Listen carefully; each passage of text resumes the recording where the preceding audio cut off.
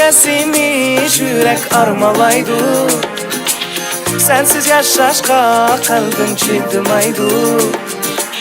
Söygüsüz insan bilgin yaşamaydı. Bak muhabbetin baharga yar başlaydı. Aramın dermanım can yarım, boynumda bir özem tumarım. Sen üçün yaralgan canım benim. Yetimem bir günü məqsədke, seni men cananım görüşke. Lale gül təklifindin söyüşke. Kara kara gözlerim, balgayt tapıq sözlerim. Al bir oyun neminin, yar senin karışın. Kara kara kaşların, senin sunbul saçların.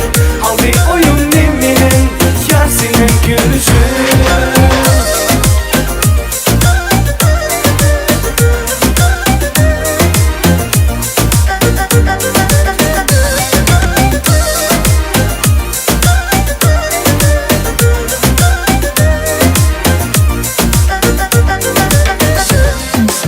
Hemrayım bulgun yarım hayatımda.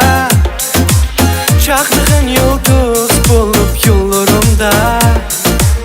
Geçti bağlarda itman sazlarımda. İlhamım özel bulgun navarımda.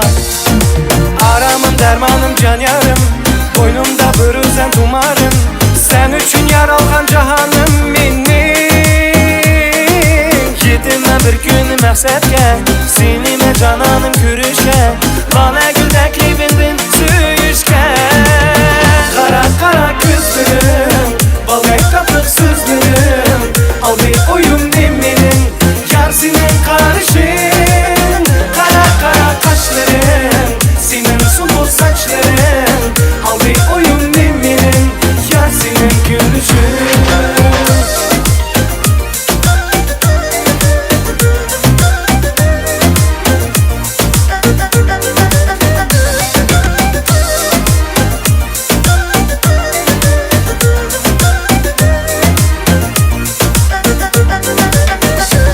Kara gözlerim, balgayt tapıq sözlerim. Al bir oyun neminin, yar senin karışın. Kara kara kaşların, senin sunbul saçların. Al bir oyun neminin, yar senin gülüşün.